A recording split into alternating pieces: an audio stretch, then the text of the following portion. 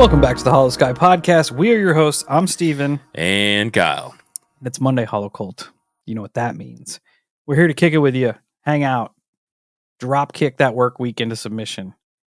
It's a good time. If you're new here, you don't like listening to us get through all the business, you don't want to fast forward to 4 or 5 minutes when we start to get into the meat of the episode. But if you like listening to us talk, feel free to hang out. Check us out on all our social medias. Facebook, Instagram, Twitter, TikTok, Discord, Reddit. Search up the Holosky podcast. You'll find us. Come and hang out with us. Follow, like, subscribe. Join the cult. It's a cool community. Just a cool thing to do. It's a lot of fun. Everybody has a good time. Sometimes people argue in the comments of videos, but you know what? That happens. It's human nature. And we deal with it. We just do. Yeah. If you have a paranormal experience that you'd like for us to feature on a future show, Kyle got some details for you. I do. It's easy peasy. Always in the show notes. But you can write your story out or ask for interview through the email, which is going to be holoskypodcast@gmail.com. And like I said before, get at us through the email. Easiest way. We take that information, we file it in our patented system, and we go the direction we need to go. Whether it's we talk about it on one show or you come on and be a part of the show. That's up to you. So make your choice, hit send, and we will receive.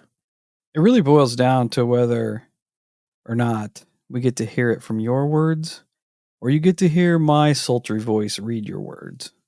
So let's think about it. Yeah. You guys listen to me talk all the time. It's time for the Holocult to have a voice. So send us some voice memos. Please and thank you. There's that. And then we're just come on the show.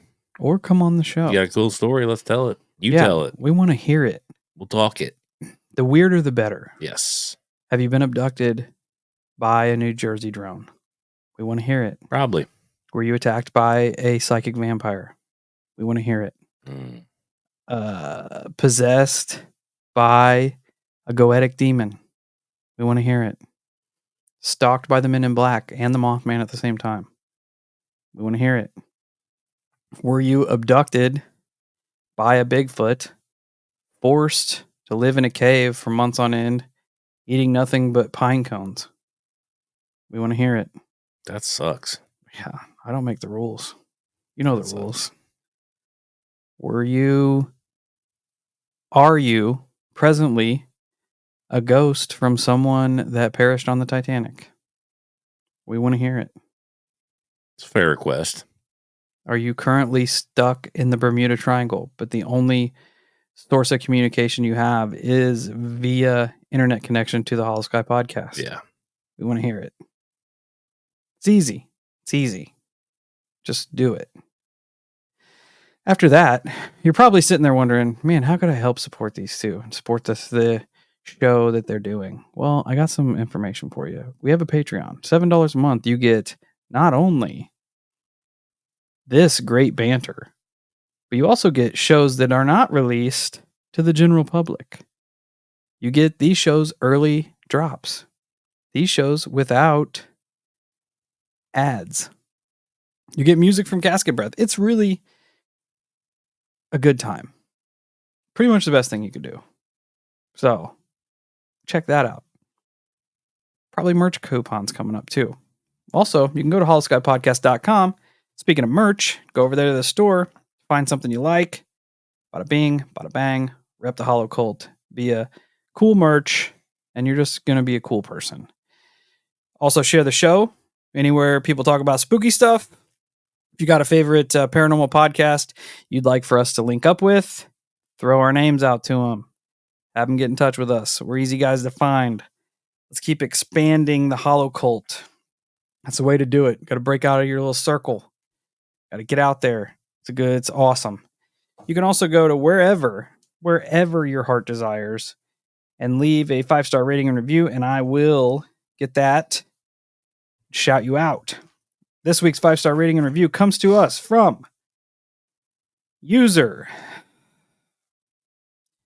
what in the butt. Yeah. Penis emoji. Oh. Yeah. So what in the butt says, you guys are awesome. 5 stars. Been following you guys since I heard you from the confessionals. You guys are awesome. My number one podcast. Keep up the great work, guys. Thanks.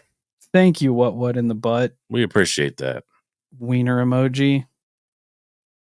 We do appreciate you. We're glad. A, we're glad you've been here for the long haul. And B, we're glad that we are your top show. Yeah. Because I feel like it just fits. It just works itself out.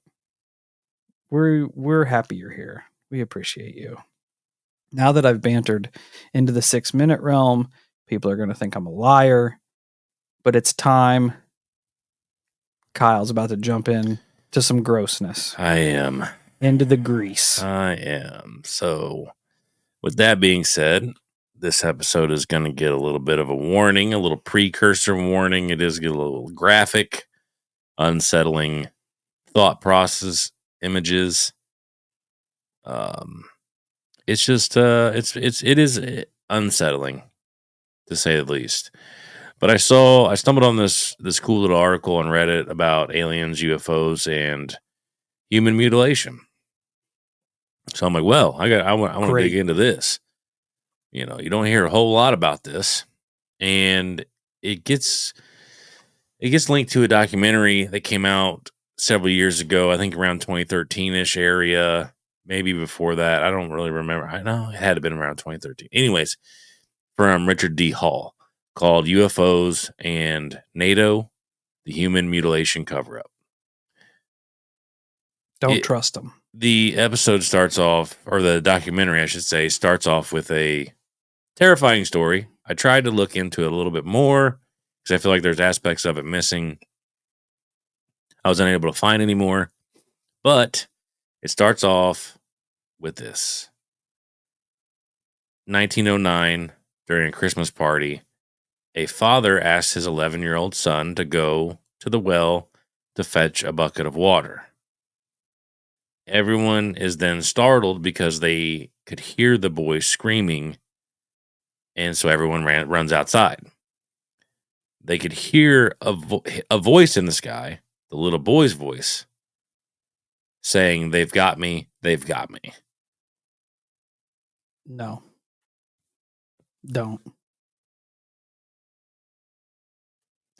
Yeah. Not the funnest way to start off an episode. Not a great way to spend a Christmas party.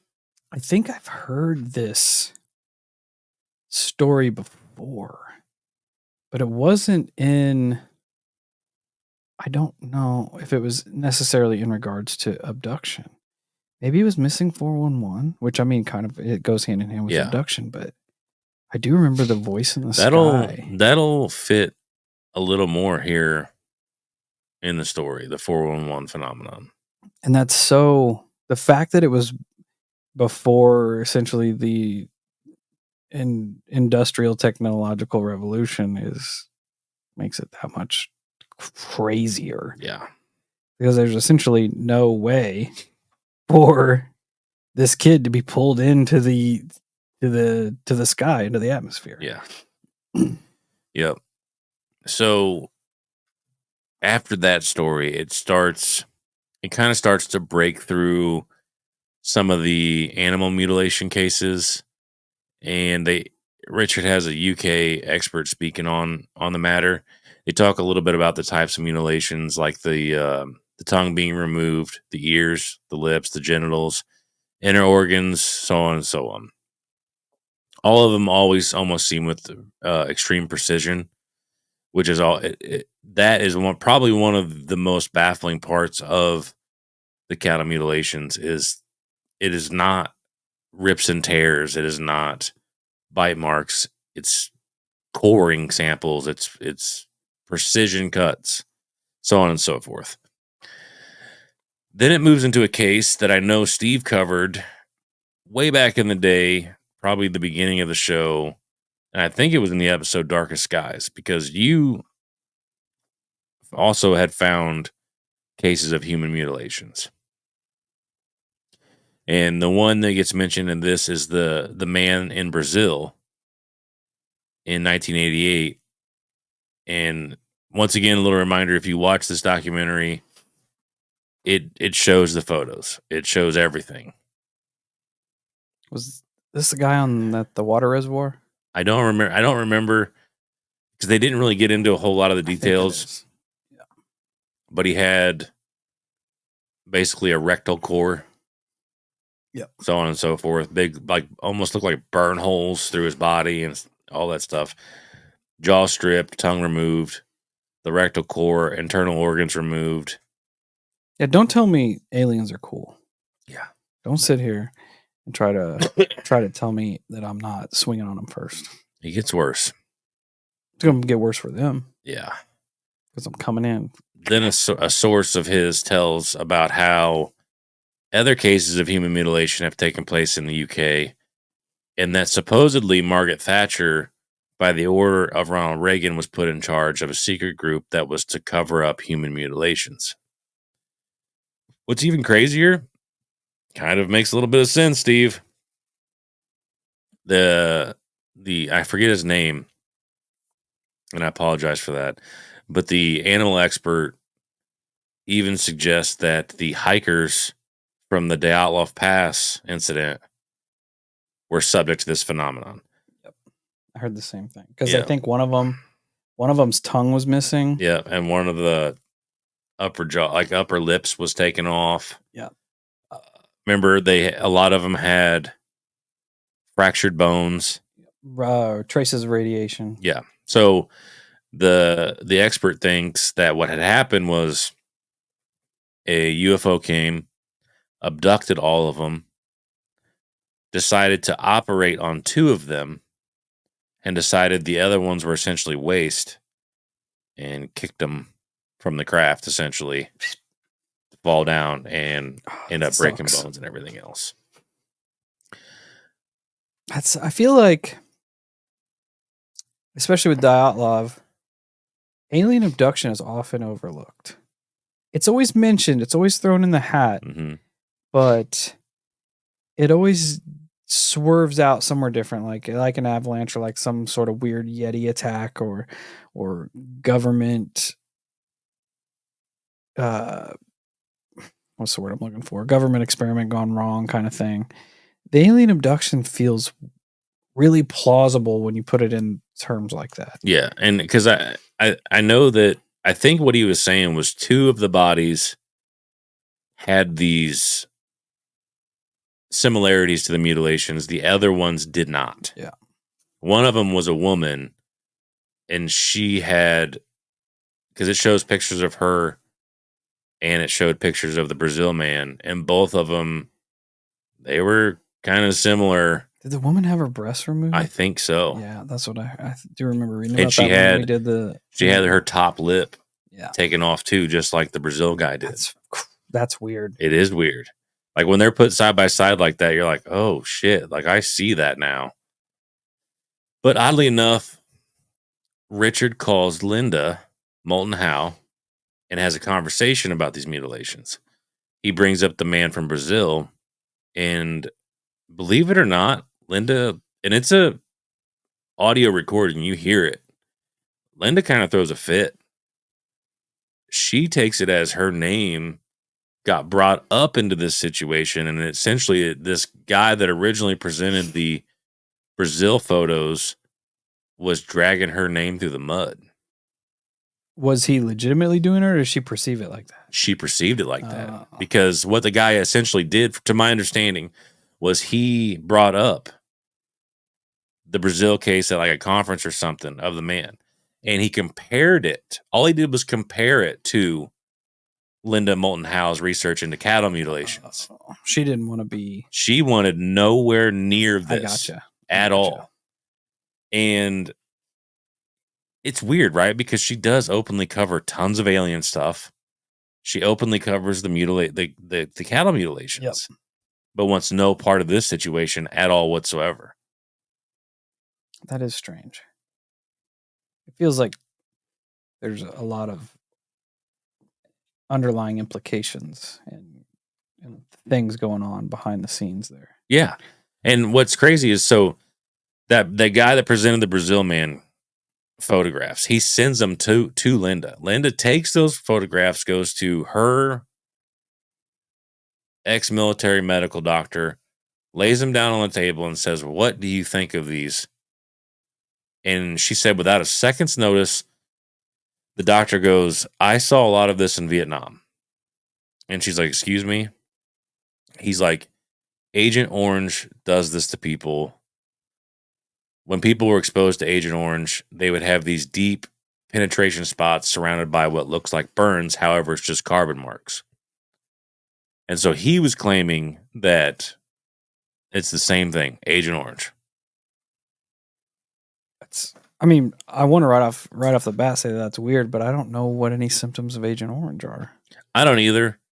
Oddly enough. But I highly doubt that Agent Orange takes rectal cores. I hope not. I'm just saying. Like it. But then it got me thinking, right? With her response to that, did she try to keep her distance from these for a reason? Or could she have been threatened? Because the animal mutilation expert that was on there, or not mutilation, but an animal expert, he said that he had talked to Linda, and Linda has been confronted and threatened at gunpoint before. Over the same. I don't know if it was over the same thing or not, but she has been threatened before. Yeah, I don't feel like she is really one to shy away. No. From the topic. No. Which makes me feel like she either is privy to knowledge that something is going on and being covered up, or she's been threatened before on this specific subject. Very well could be. Very well could be. And it also made me wonder, and do not take this shit out of context, but it also makes me wonder how every once in a while these alphabet agencies, these black ops people, it's almost like let's say Linda got so far and they're like, all right, you know what? You've made it into this realm. We're going to allow your existence, but you're going to play ball. Okay. You're going to play ball. You're working for us now. You kind of get to do your thing, but at the end of the day, you're going to work with us. It's definitely happened before. It has. And I'm not saying that is reality. I'm saying these things happen, right? Yep. But after Richard puts out his documentary called Silent Killers, which is strictly on the animal mutilation, he had a rather interesting comment that was left on one of his message boards from a man named Derek Goff. Derek was basically talking shit about how people who are in the know, like Linda Moulton Howe, are speaking about animal mutilations. However, Derek knows that they also know about human mutilations and are doing nothing about it. This catches Richard's attention because I don't think Richard had ever heard of human mutilation cases. So he messages Groff and he's like, okay, can you elaborate on this? Like, what are you talking about? Then it prompts a meeting between Derek Goff and Richard Hall. And they start to discuss the human mutilation case. People in the UFO community initially, they do what they do, right? And they start to openly talk shit about Derek and his story. But over time, and now at the point of this documentary, Richard now vouches for Derek and his story, because a lot of his stories end up being corroborated. So in 1996, Derek Goff worked for a UFO magazine called Global.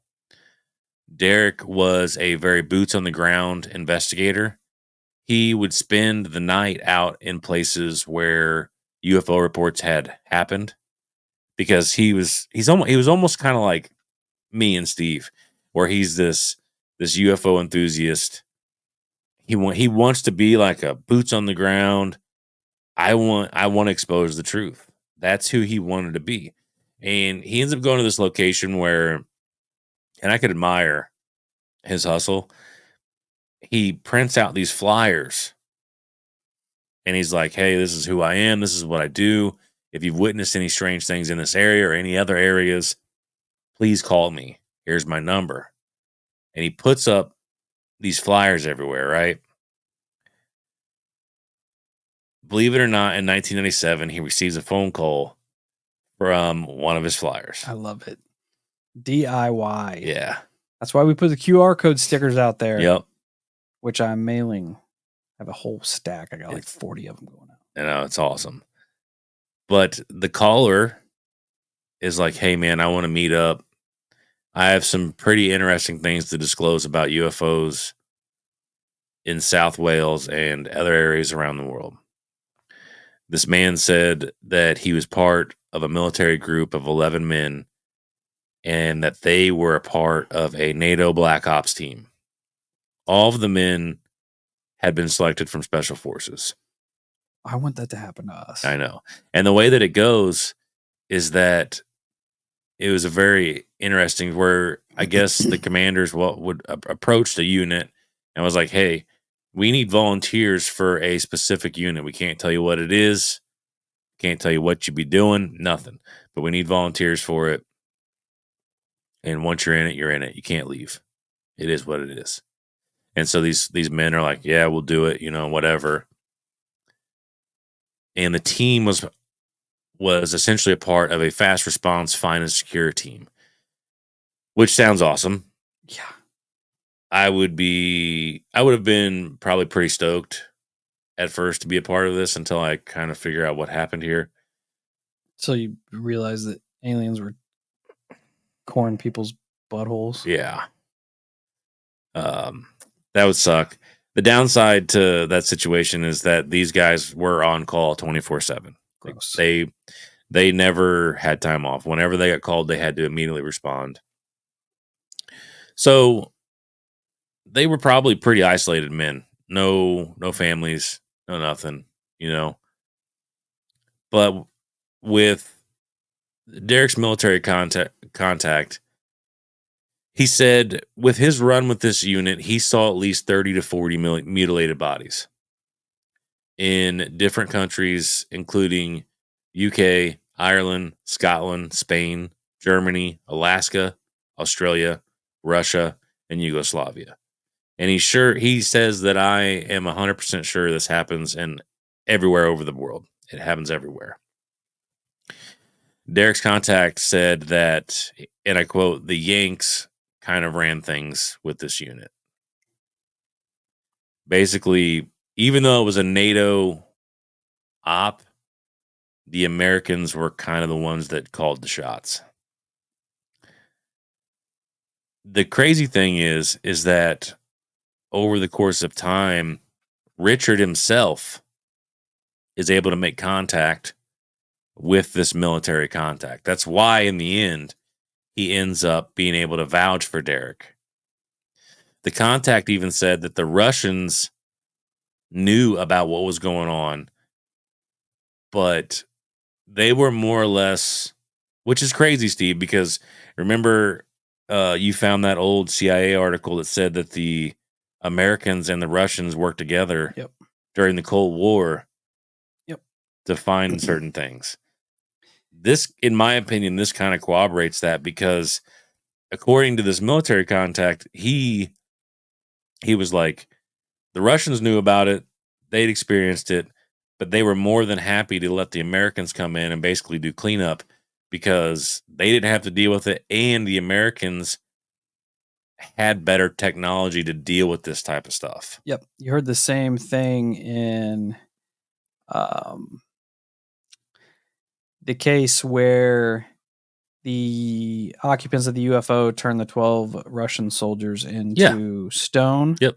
That there were specific. It also might be in the Sarashina hole that we talked about. That hole they found. Yeah. And they don't know what was in it, but whatever it was, they ended up concreting it. One of those two stories talked about areas in Russia that were basically cordoned off that the U.S. kind of was privy to. They could go over and like run tests and do all kinds of weird shit over there. So it kind of lines itself up too.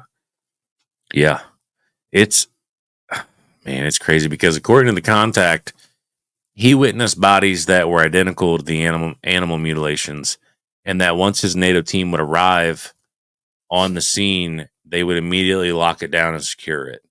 A lot of times they would create an initial perimeter around the scenario, and then they would fan out and create a larger one as well to help keep people out. Creepy enough, he said once we locked it down and secured it, we had to wait there until the American team would come. And he's like, I dubbed the American team the collectors. We would have to wait for the collectors to arrive.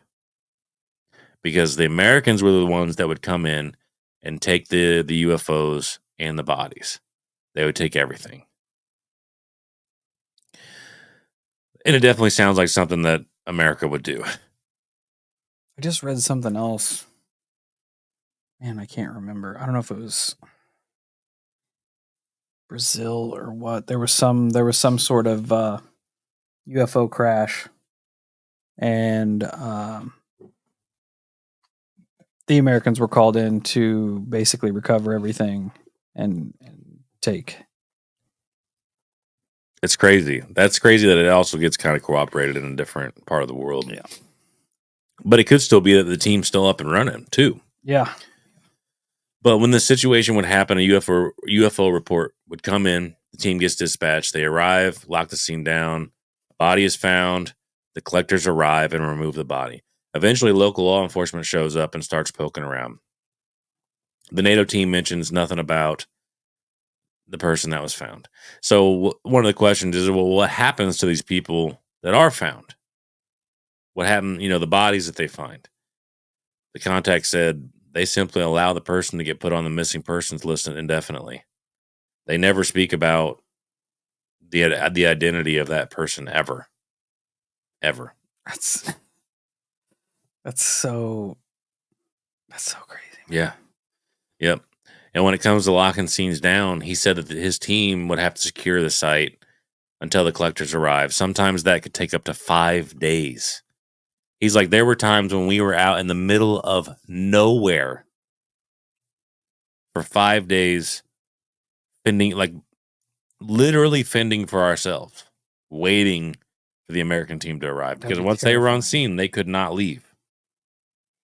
Just the anxiety of sitting there waiting for the possibility that whatever did this damage in the first place could possibly make its way back is crazy. Yeah, because they also didn't just deal with bodies.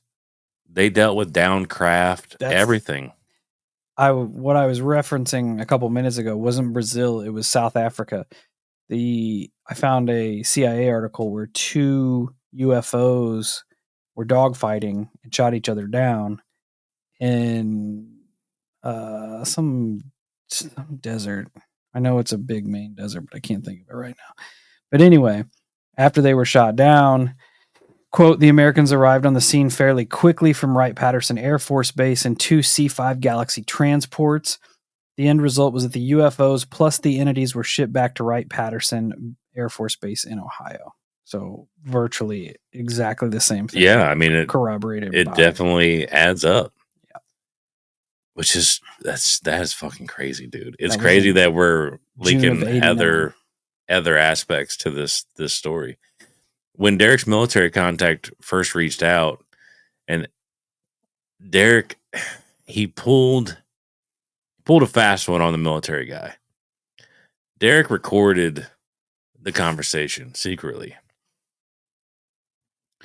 And Derek did what a lot of us would do and began to speak about it with not only his friends, but he ends up taking it to the police as well, which isn't the brightest idea.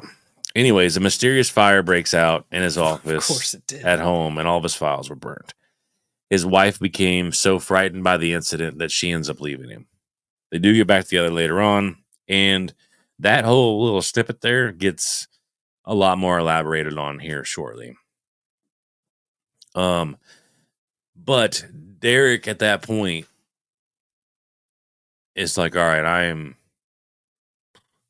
in over my head.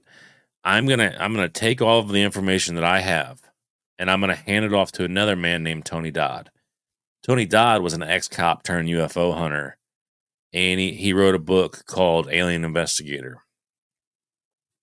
The military guy ends up working with Tony Dodd, and before he did that, he made Tony prove who he was with credentials and all. So he's like, all right, you are who you say you are. All of the men in this group, as Tony began to investigate, were basically, so let me go back here. One of the questions that Tony would ask is, why are any of you in this 5-8 group coming forward? Why? And he's like, listen, man, the things that we saw, everyone needs to know about this. Because what's going on is terrifying. This should not be a secret. People need to realize what's happening out there. And so Tony's like, all right, that kind of makes sense. And he began to elaborate more on what was happening. The military contact told Tony that on a crash site in Spain, they found several human bodies spread around a crash site, all naked and without body hair, and all were mutilated, having limbs and other things cut off. He also spoke of another case in a field over the course of 3 weeks where they found 7 mutilated bodies, all with classic signs and a few new ones. They had missing tongues, eyes, jaw strips, which is essentially the cheeks. They also had missing hair. And when you say missing hair, you think of head hair, pubic hair, but he's like the entire body. The entire body, weird. The entire body had no hair on it at all. That's so weird. What would the purpose of that be? Don't know. I don't know. And I guess that in particular, the field with 7 bodies was so disturbing. And I'm assuming, based on what I remember and heard, that, well, I don't know if it was the police that devised it or if the group helped police devise it, whatever it was. They devised a cover story in case any of it got out that someone was just dumping mannequin bodies in the field. What? That was the best they could come up with. I'm wondering, okay, so they found the 7 bodies over a 3-week span. So that implicates that essentially whatever this thing is would say dump a body on day 1 and then dump a body on day 4. Yeah. As opposed to like there being 7 bodies there, it just took them 3 weeks to find. No, I think the way I took it was the same way. Is that that's what I thought too. They would dump in periodical which days. Is ballsy, especially if you've got police presence there investigating. Doesn't that almost send a message too? Yeah, like try to stop us. Yeah, because serial killers do that, right? Like the Green River Killer would dump a body and then dump a body not too far from there. There was one specific case where they had police on duty waiting to see if he would come back to the crime scene. Those cops went out for coffee 15 minutes, and in the time period that they went out, he had went back to the crime scene. That's crazy. It is. It's like a flex. It's Yeah. like Yeah. just a middle finger. Like you can't stop what's happening. Yeah. Yep. Man, I even hate to talk about this. There was an 8-year-old girl that was found with all the signs, and that's as far as I'll speak on that one. There was another one involving a 4x4 vehicle. A family was essentially inside this vehicle. They all went missing for a while. Searches began to take place. They found the vehicle. No one was found inside. And they said, oddly enough, all of the seats had been ripped out in a bizarre fashion. That was the way it got worded. That's weird. Super weird. How do you rip out seats in a bizarre fashion? Yeah. Right? Like, and then it gets creepier. A few days later, almost like they were seat belted in and probably pulled out. Probably. But a few days later, the family was found laid out in a row by the roadside with all the signs of the mutilation. What? This is a documentary, you said? Yep. Oh. Do I want to watch it? It's good. I do, but it's good. From here, you get to hear the story from Derek Goff's mouth, because Richard actually gets to interview Derek Goff. And he refuses to be on camera, but he allows audio. Do you hear the audio? Richard was able to sit down and have this conversation. During his interview, Derek was going on about the military contact on their first ride along together. So this would be the first time that he meets the military guy. They verified things quickly and spoke about his job and what he was to do, which, as we've kind of gone over, he was there to find and secure. Then as the conversation continues, he pulls out fucking pictures of bodies and shows Derek, which of course takes him by surprise. I don't think he was ready for that. I don't think any of us would be ready for that, because the pictures were not only of bodies, but they were of a young girl and a man. They had the classic signs, the missing cheeks or the jaw straps, whatever you want to call them, missing genitals, missing teeth, missing eyes, hair was gone. The young man, who was 21, was missing all of his skin. Derek said it was like the top layer of his skin was just gone. What? Yeah. And being shown those photos probably shell shocked Derek, because you think he's just an article writer. He's a UFO enthusiast like Steve and I. Could you imagine sitting down with some dude and then him just go plop, plop, plop, plop? Here's what I saw on one of my cases. Oh. Like that's a straight up shell shock. Not to mention the fact that the girl was so young. Because I think she was 14. That puts it in a whole new world of problems. Yeah, they are indiscriminate. Yeah. As to, but not only that, imagine like imagine you being there with somebody and then them busting out crime scene photos of a 14-year-old girl. Yeah, that's fucked. Bro, that puts you in hot water fast. So one of the questions I want to present real quick before we carry on is the pieces of body they're taking are so peculiar. I was thinking the same thing. You know what I mean? You bring that up. I was thinking like the jaw straps. It's bizarre. But it made me wonder, and this probably isn't connected, but it just makes me wonder, because like there's some jobs out there you would go for a drug screen, right? And they would take your hair follicles, because hair follicles show way further back than just a urine sample. So I wondered, almost to a degree, if some of the parts of our body have a log to them, so to speak. That is interesting. I'm not, it does make sense to a degree. Yeah. But I'm sure there's more to it. I was thinking the same thing, not along the lines of like the body parts being a log, but I do like that.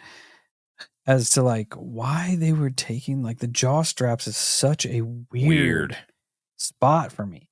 Like, you can almost understand the eyes, because they are very uniquely human in humans. The genitals are kind of the same way. Yeah.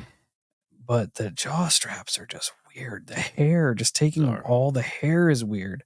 Unless it's some sort of like symptom of what's going on, like some sort of advanced radiation or something Could that be. make it all fall out. I don't know. It It's so absolutely could weird, be. bro. It's so weird. It is.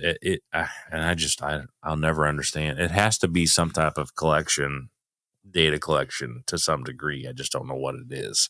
Unless they're using it for some sort of cloning processes. Could be. Maybe there's something specific about the tissues in our jaws. I don't know. Sucks. That's why you swing first. Yeah. Don't ever get in the crafts with them. Don't ever. Yeah. Not voluntarily.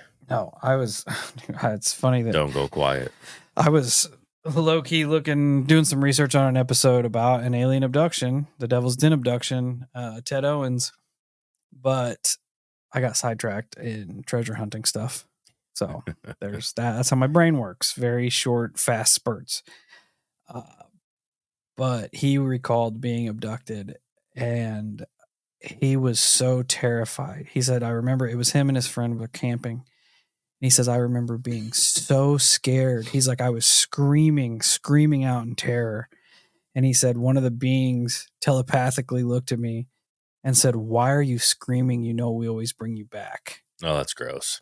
That doesn't was make like, it okay. No, that made me want to fight everything. Yeah, it doesn't make you okay. Why are you screaming? We always bring you back. Yeah. You ain't taking me on shit. No. Hey, I'm a big dude. You're going to need 2 tractor beams to pull me in there, or about 6 big aliens. Because not only am I heavy, I'm going to be fighting. So you might want to send like, I don't know, baker's dozen. I might not get all of you, but I'll get some of you. And we can go from there. Get it.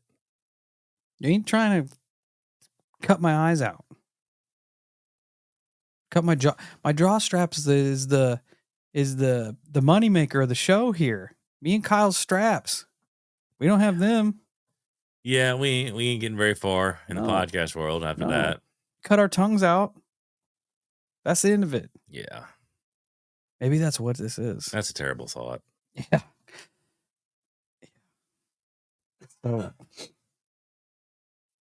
So it's not done. Gross. It's not done. And weird. Yeah. The back to I think it's the story of the young girl and the man. The military contact was further explaining this case and was saying that a police officer actually shows up and wanted access to the area because it was kind of in his area. And one of the overheads for the unit said, if this officer doesn't back off, kill him. Be done with it. What? Yep. We don't care. Be done with him. It doesn't matter. Like that's how serious they took the situation. They did not play games. The fact that there's no motive makes it that we know of. Yeah. No plausible, no motive to our knowledge not that any motive would be acceptable, but at this point, all we know is they're just doing it to do it. Yeah. Yeah. Which is not cool. No. At all. Ever. That's crazy. It is. In that ride along, the military guy was actually able to take Derek to a landing site and show him a massive burn mark in the shape of a circle. So like the military guy is pulling out all the stops. He's like, I do kind of feel like this was his first chance to come out with his story, and he just like opened the floodgates all at once and just overwhelmed Derek with it all. Here's all the eggs in my basket. Yeah. The unit would find these UFOs on radar effectively, and sometimes they would be sent, which is crazy. They would be sent out preemptively before the UFO even shows up. What? Yeah. They said that I guess they would just expect for it to be here, and then they would just send the unit out. Which is also, it's funny. There's more to that than you bring that up, because when you were talking about the Brazil reservoir guy, it immediately made me think of the men in the lead masks. Yeah. How they died. Yeah. And they had the lead mask on. What is the one commonality of these? Everybody's eyes gone. Everybody's eyes gone. But that is fucking crazy. They also preemptively got to a UFO sighting, the one on the beach. Yeah. When they went to try their magic box or whatever the hell it was. Yeah. They got there, and then the UFOs showed up. Maybe more of these cases are linked than we actually realize. And it does, in a way, it corroborates this guy's story. Because the guy says that it happens all over the world. What? So after the meetup, after the floodgates have opened, and Derek is like, what the fuck? I second that, Derek. He's like, you know what? I know what I need to do. I'm going to go to the police. This guy's crazy.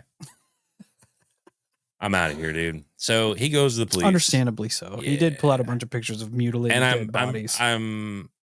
I'm certain that the military contact printed off said pictures and said, here you go. You keep these.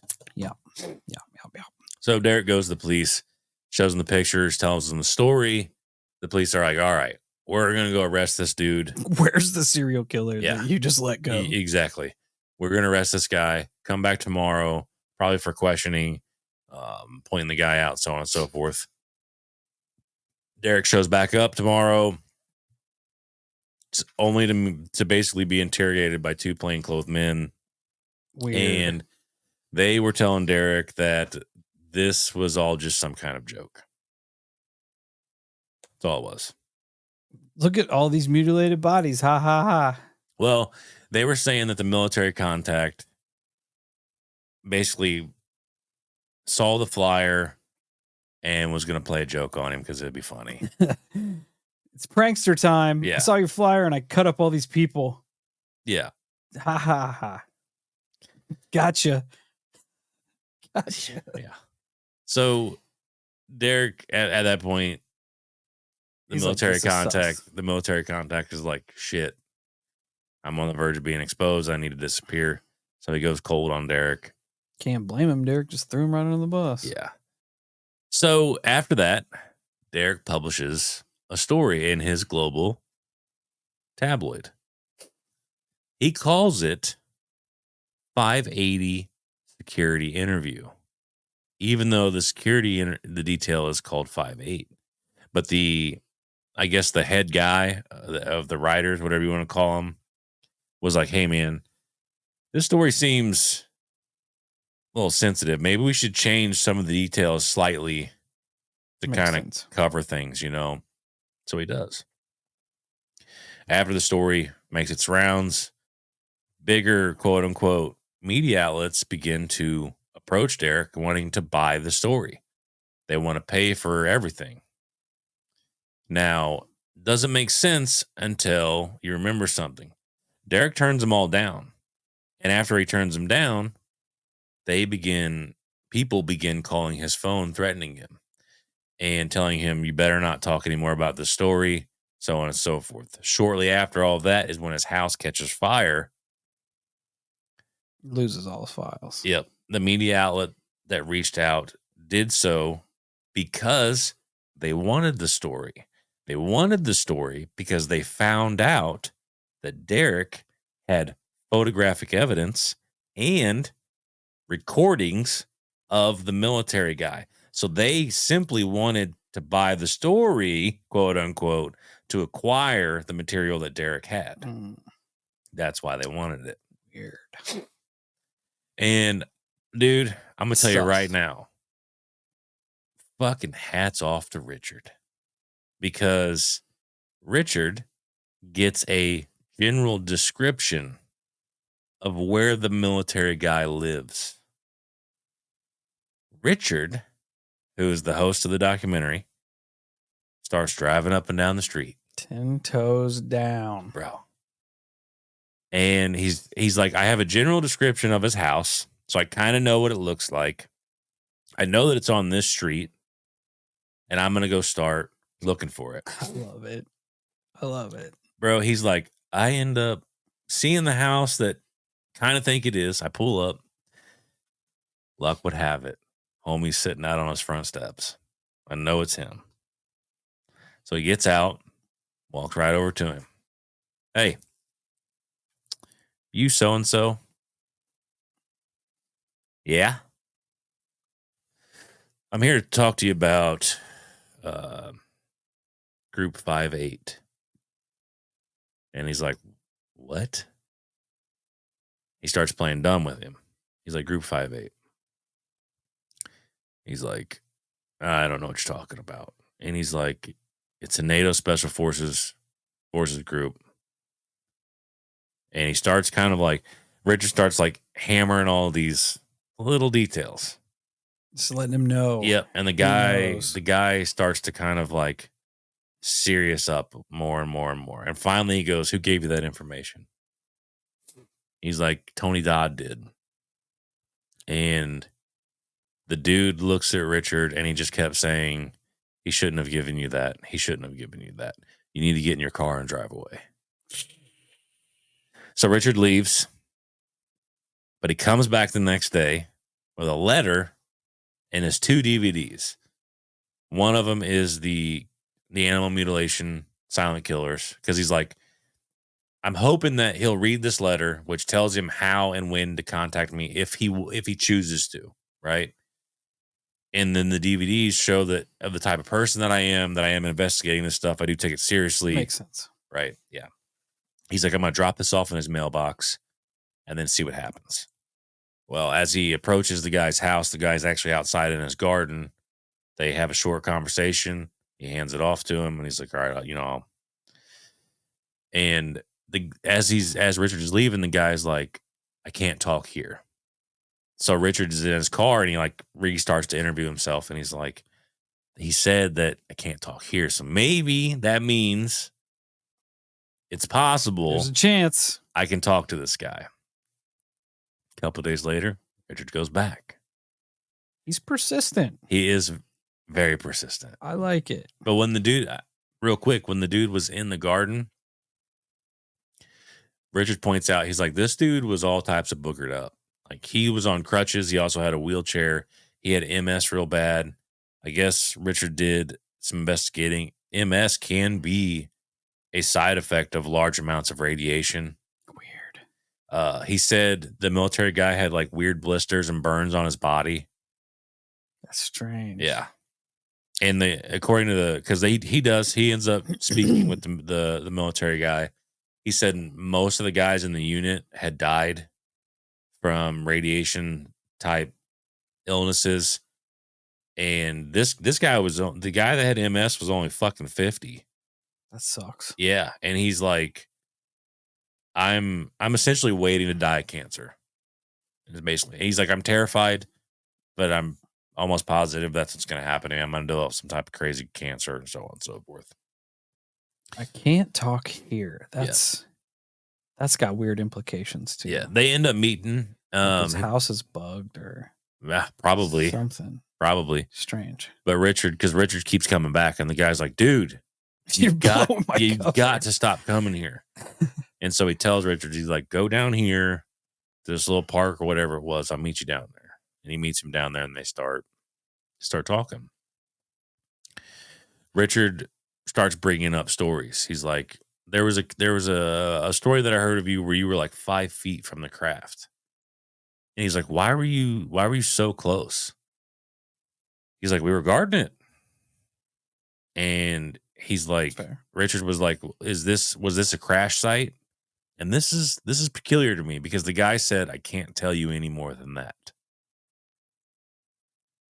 And that makes me feel like some of these other fucking whistleblowers that come out and they can only talk about what they've already had verified to come out.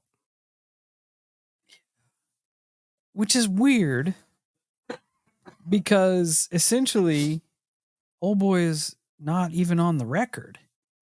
Like, if you're going to talk about it, fucking talk about it. Now, with that being said, during these conversations, he allowed Richard to take notes.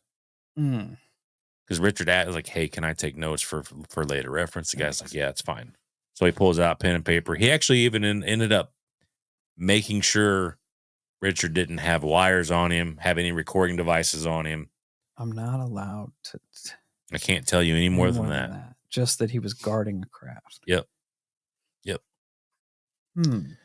But then he goes on to tell Richard how he's even seen aliens a few times in person. And he's like, they suck. He's like, they suck. They are never, or they're not even, they're nothing like what you see in the movies at all. Nothing. That's creepy. So Richard's like, okay, well, what did they look like? And he said they look like the devil. It looked like a devil. That gave me goosebumps. And that's why I'm telling you. Richard thinks that what he saw was the reptilian variant.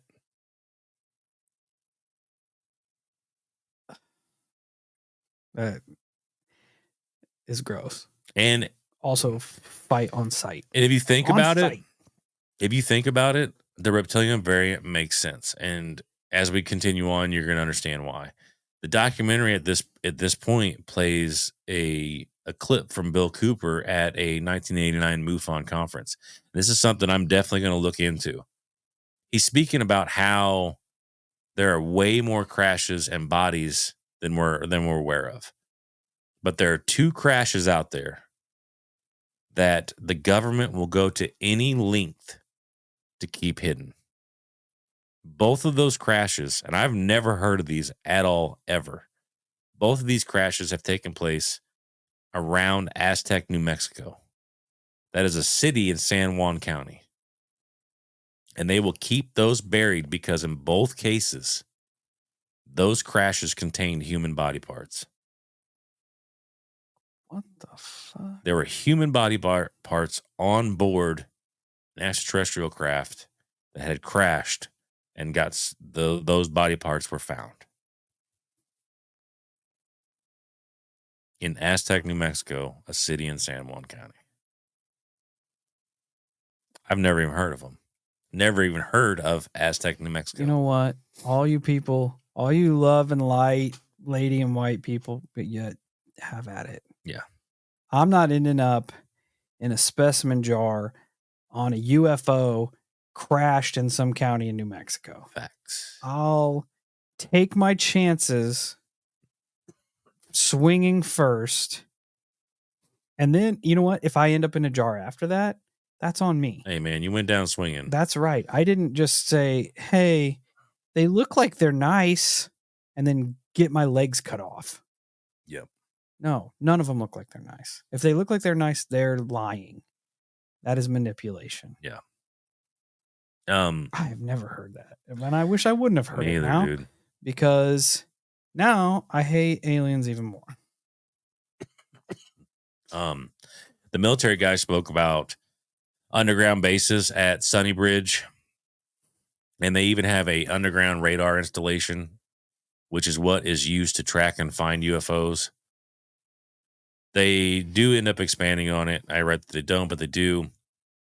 I guess it is legitimately a radar installation that is underground, that at nighttime it comes to the surface. They activate it, bring it above the surface to track UFOs. The military guy kept telling Richard, you wouldn't want to see the bodies left behind. And no matter what anyone says, ETs are not friendly, and they've been doing these types of things since before we were even here. The military man said that he knows of 8 weapon systems around the world that have the ability to take down crafts. These are all laser-based weapon systems. It somehow interferes with the propulsion system of the UFO, which inevitably brings them down. He said the largest recovery of bodies was in Australia, where 24 bodies had been left. He believes they take parts that are connected to the nervous system and that these things know when and where and who to take. They know that the people they take are the ones that are not going to be missed immediately. He said that the ETs were extremely fast. They could essentially cover 60 meters in about a second. And he said they were so big and powerful. He knows that they would literally, if you fought them, they would just rip you limb from limb. All right, maybe I'll try running first. And Richard OG actually goes to the area where the supposed radar system was and took pictures. And he's like, there is CCTV cameras all over this area. The military guy said a rabbit can't even go through there without being seen. It's impossible. The military guy, because he takes a picture of this area, and it's like, it kind of reminds you of like around here, right? There's a couple buildings out there, but it's got like a rolling hill of grass, and then there's a tree wall back there. And the military guy is like, the actual radar installation is beyond those trees there. You were kind of in the wrong spot, but it's back behind those trees. And there's a public road that goes past the installation. And the military guy is like, hey, never under any circumstances go down that road during the night. Do not. I'm warning you. Do not go down that road. You're going to regret it if you go down that road in the middle of the night. Ironically enough, as I kind of stated in the last episode, the military guy said that he thinks most of the information being put out is to confuse people. Also, the quote unquote problem is getting bigger, and he thinks that in the near future, it may come out publicly what is actually going on because it's getting so hard to deal with it. That, like I said, was apparently recorded in 2013. Yep. But it is, and it's so bizarre that we sit here and we rattle off cases that we've covered that essentially could fall in line with everything this dude talked about. It's crazy. It's crazy that it all just just sort of overlaps. It does. It absolutely does. Like, because, and even linking the lead mask, that fits. Yeah. It fits. There are some books on at least one of the Aztec saucer crashes, but it mentions nothing about human remains. Dude, it's nuts. Which makes sense. Absolutely nuts. You wouldn't talk about something you're trying to keep under wraps. They said that they'll go to any length to keep those buried. It went out. Oh yeah, there's already like, you try to Wikipedia Aztec New Mexico crash, the first thing that comes up is hoax. Aztec New Mexico UFO hoax. And it very well could be. I'm not here to say that it isn't or it is, but if there is, everybody has to be real with themselves. Covering up extraterrestrial life is one thing. Covering up extraterrestrial life that abducts and mutilates people Sucks. is a massive necessity for the governments of the world. But as with anything, the Aztec crash goes back and forth. So according to Wikipedia, Aztec New Mexico crash saucer hoax.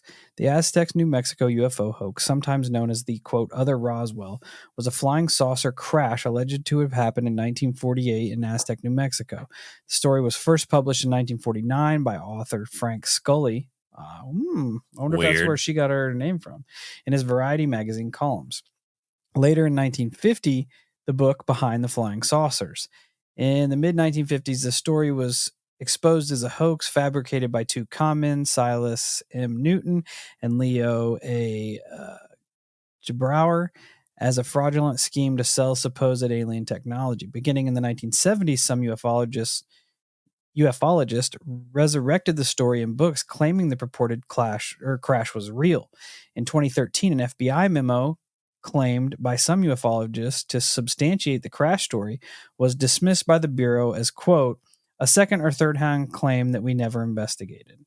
So why would you release a redacted memo that was a second or third hand claim that was never investigated? Cover up. Stupid. Cover up, bro. Stupid. I don't know, man. It was a weird, terrifying story. Yeah, that's what I'm saying. All those Don't implications of trust them. I don't care if they're Dracos. I don't care if they're reptilians. I don't care if they're mantis. I don't care if they're Atlanteans. You know what? They're not humans. Human first. Such a terrifying thought. That's a reality. I will not go quietly. You can't. No. You can't. If it ever came to I'd that, rather square toe to toe and get taken out instantly 100 times over than get drug onto that ship and have God knows what done to me. If I have the ability to consciously move, I'm going to be a problem. Yeah. It's terrifying, man. Yeah. And there, like you said, there's no, they don't care who you are, how old you are. They don't care. No. Snatch you up. Look up. I know I keep talking about it. I've started the episode. I'm sorry. Look up some of the incidents Dr. Carla Turner had pulled up. It is awful. It is full-scale manipulation. I bet. There was one man who saw a light outside of his house, looked out the window. Classic lady in white encounter. Classic. Beautiful woman, long white gown, long white hair, just absolutely immaculate. He said she just kept beckoning him. He said, I felt so safe. He said everything about this entity, everything about this being just radiated safety. He's like, I felt the need just to be embraced by her. And he said, and as soon as I got there and did, everything changed. He said he said he couldn't even describe what this thing was. It was just hideous, and it had him, and it knocked him to the ground, was on top of him. He survived. He fought it off, whatever it was. But the next morning, he had all sorts of like claw marks and things where this thing was trying to essentially probably kill him and make him body parts in a jar for the next UFO crash. So don't fault me when I say I don't care if they end up on my front porch as Jesus. I'm not trusting it. No, you can't. You can't trust it. No, because it sucks. I'm not trying to end up skinless or eyeless. It just sounds gross. Yeah. End up as body parts in a UFO crash. Speaking about the Aztec crash, there is like plaques where that thing supposedly went down. Oh, really? Yep. That's awesome. Yep. That's not what I want to do. Hang on, let me find it. Yeah. There is a plaque. Aztec UFO crash site plaque. On or about this site on March 25th, 1948, a spacecraft of unknown origins crashed or landed on this area in the Mesa. It's alleged that the Los Alamos radar station in nearby El Vado, New Mexico, tracked the errant landing to this site. A high-security recovery operation led by the Air Force and the 5th Army Division was responsible for removal of the crash. The recovery operation took approximately 2 weeks, with all the remains being taken to Los Alamos Laboratory for scientific study and evaluation by some of the world's leading scientists. Later, it was rumored to have been taken to, again, Wright-Patterson Air Force Base in Ohio. The recovery of this craft by the U.S. government and military was one of the most secretive recoveries of spacecraft with origins unknown since similar recoveries in Roswell, New Mexico, 8 months earlier. I was going to say, they learned from Roswell. Yeah. The supposed craft was approximately 100 feet in diameter and 18 feet tall. It was one of the most intact crafts the government had ever recovered. Sadly, all occupants, as many as 16, died as a result of this crash, making full disclosure of both purpose and origin all but impossible. This plaque has been placed here to bring awareness to an event that had been kept secret for 59 years and is a significant part of our nation's history. That's fucking crazy. It's nuts, Note man. that they did not mention that there were human body parts Yeah. in the UFO. I also can't find a second crash, which almost like maybe one was a smokescreen for another one. Could be. Weird. It is weird, man. Weird. I hate shit like that. Yeah, it's terrifying. It's Yeah. absolutely terrifying. It's not very, and it would suck to be the dude living out that life too, going and seeing all that, experiencing all that. It makes me wonder, like when we first got rocking, and we had those 2 emails, man. I think about them all the time. The Monsters Are Real email. Yeah. And the South American, the guy from the military. Yeah. That went down to South America. Yep. Yeah, I wish they would have finished off and came through. Yeah, that one. If you're still listening, we're still here. It got to the point to where he asked us if we had secure phone lines. Yeah. Oh, bro. Send us a snail mail. That's the case. And Monsters Are Real, guy, if you're still out there, hope you're doing well. Haven't heard from you in a while. I tried emailing you the other day. Anyway. Yeah, that was heavy. Thanks for hanging out with us. Thanks for choosing us to get your work week started. Hopefully it goes swimmingly. And check us out on all our social medias: Facebook, Instagram, YouTube, Twitter, TikTok, Discord, Reddit. Search up the Holosky Podcast. You know the drill. Till we meet again, stay safe, stay weird, and I will not stutter when I say this. Do not trust them.